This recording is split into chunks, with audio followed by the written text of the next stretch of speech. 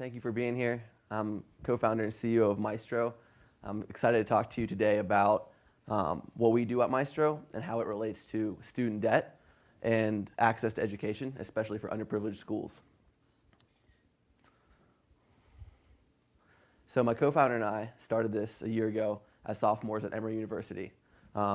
We have parents who are both professors and teachers and wanted to get an early head start into education. So we took jobs at a high school called the New School to teach. We teach entrepreneurship and economics, a lot of times one-on-one with students. And we realized we were able to engage these high school students in a way that was different from the other teachers because we were only a year or two ahead of them. So we thought, what if we could get more college students like us going out in the community and doing work like this?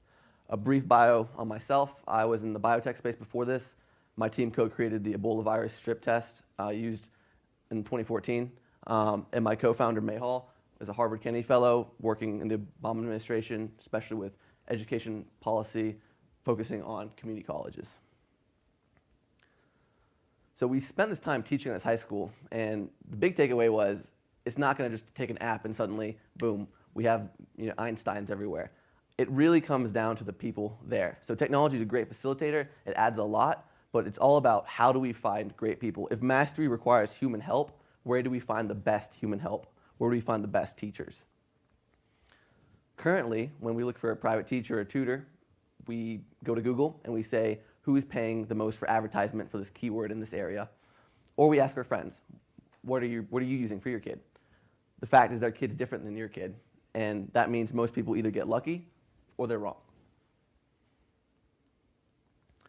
This slide almost goes without saying. You all know how big mobile is for high school students, but what I want to point out here is that it's being used more and more within the classroom and not as a way to get demerits. So classroom management, assessments, 85% of the young adults are using this for some sort of booking service within education.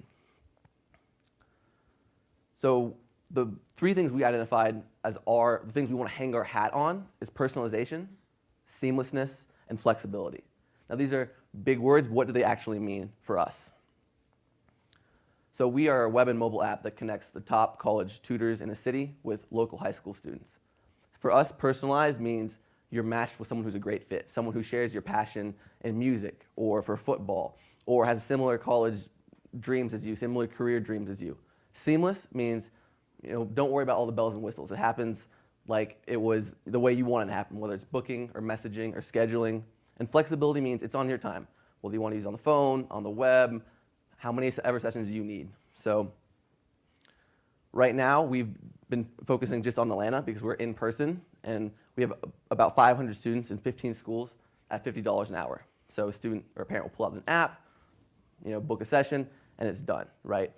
We've screened several hundred tutors, and we chose the top 24 because we want every one of our tutors to make between $1,000 to $3,000 a semester teaching. So they're in the community being leaders in their field, right?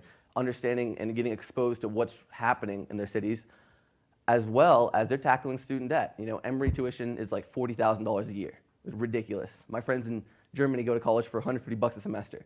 So how do we help our students graduate without a burden of $250,000, right? That's enough to launch, 3 of what Mystro is.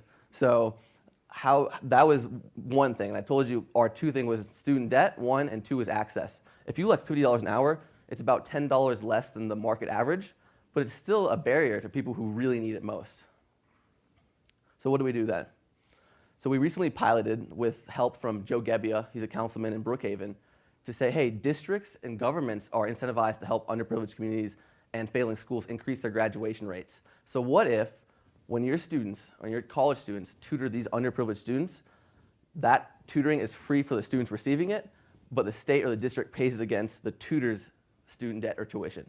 So for, let's say, we give 10 hours of tutoring for these underprivileged students who would never have access to that, what happens to them? They increase their SAT scores by 210 points, tens of thousands more in scholarships, several more college acceptances, options start opening up to them, and our students are able to make $400 per student towards their student debt, and governments and districts can, have that political win of, hey, our schools are doing much better than they were a year ago. So we've done in person, as I said. We figured out how to make a great tutoring session, what makes the great technology around it that's meaningful.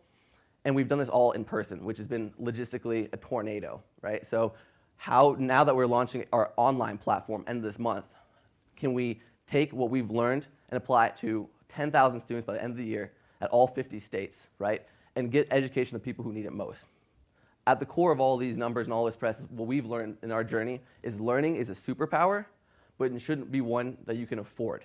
It should be one that through intelligent systems, intelligent technologies, private sector and public sector can come together to fulfill the American dream, which is work hard, succeed.